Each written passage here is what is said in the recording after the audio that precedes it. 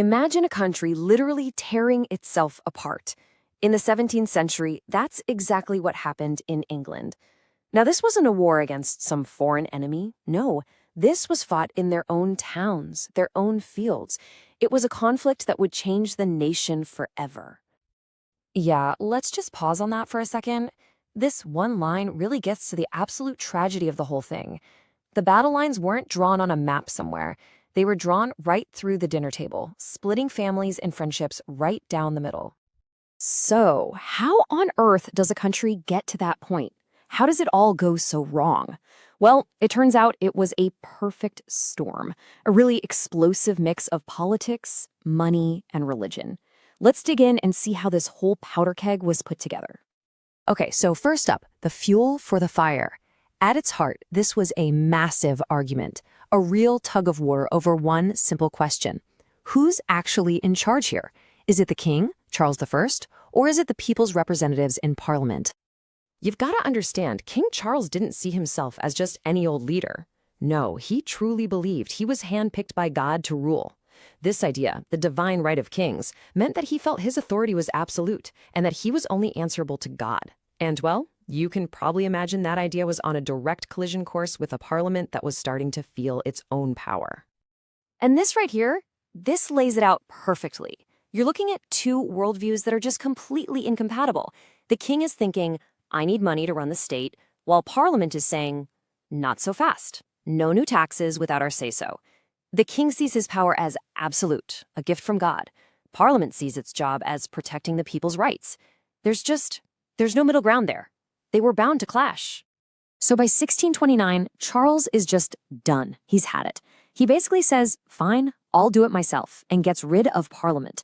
For more than 10 years, a time his enemies called the 11 Years' Tyranny, he ruled completely alone. And he got, well, let's say creative with how he raised money.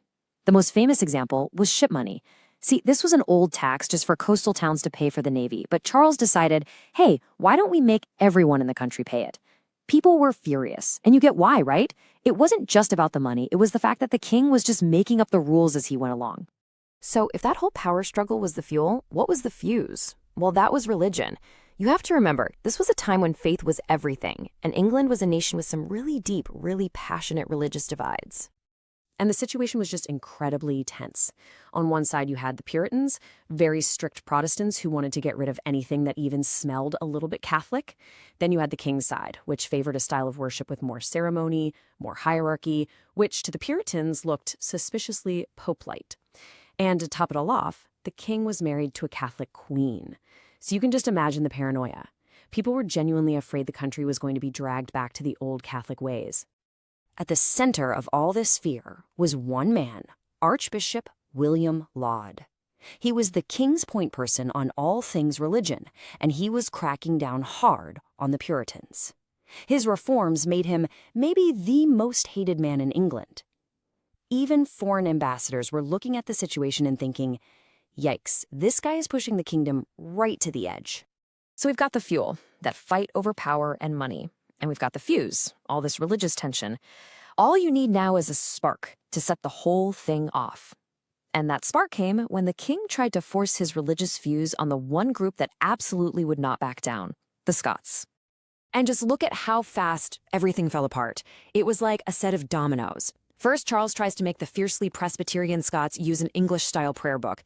They are not having it, and they rebel. This war completely bankrupts Charles, so guess what? He's forced to call back the very parliament he hated just to ask for money. But then, in an absolutely shocking move, he storms into parliament with soldiers to try and arrest his biggest critics. That was it. Trust was completely shattered. That was the point of no return. And boom, the explosion finally happens. War is here. But the early days were just a chaotic, bloody mess. No one was really getting the upper hand. It quickly became clear that this war wasn't going to be won by whoever was right. It was going to be won by a revolution in how you actually fight a war. Take the first big battle at Edgehill. It pretty much ended in a draw. The king's aristocratic cavalry, led by the dashing Prince Rupert, they made this amazing charge, smashed through the enemy lines, and then they just kept going. They galloped right off the battlefield to go loot the enemy's supply wagons, losing all discipline. And that one moment revealed a fatal weakness in the king's war machine.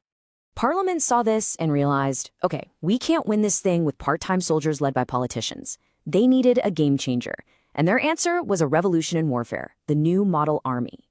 I mean, this was incredible. A single, national, professional force. Soldiers were paid regularly and well-equipped. And get this, you got promoted based on skill, not your family name. And it was commanded by actual military experts. This wasn't just a quick fix. It was the blueprint for the modern professional military. So where did this new fighting machine get its first real test? A place called Marston Moor in 1644. It was the biggest and bloodiest battle of the entire war. And believe me, this is where everything changed. 4,000. Just let that number sink in for a moment. In just a few hours of fighting, the Royalist army lost 4,000 soldiers. It was a complete catastrophe, a blow that absolutely shattered their army in the north. And when you see the numbers side by side like this, it is just stunning. 4,000 dead on the king's side compared to only 300 for Parliament. This wasn't just a victory, it was an annihilation. And it was brutal, undeniable proof of just how effective this new professional force was. So what made the difference? It all came down to one word: discipline. While the Royalist cavalry repeated the same mistakes, charging and then scattering to go loot, a parliamentarian commander you may have heard of, Oliver Cromwell, trained his cavalry, the Ironsides, to be different. They charged, broke the enemy, but then, and this is the key, they halted, got back into formation, and were ready to charge again. You can just picture it. At a critical point in the battle, with parts of the parliamentarian lines starting to crumble, the commander, Sir Thomas Fairfax, found one of his officers and delivered this grim, determined order. It just perfectly captures that relentless professional attitude that ultimately won the day. They simply would not give up. The victory at Marston Moor was total. It proved that a well-drilled, disciplined, professional army could defeat the aristocratic forces of a king. England hadn't just created a new kind of army, though. It had created a powerful new force within the nation itself. Which brings us to a final, really critical question. An army that's powerful enough to defeat its own monarch is, well, it's a dangerous weapon. Once the war was won, who would that army be loyal to? And what would stop it from turning on its own masters in Parliament? The war was ending, but the revolution, that was just getting started.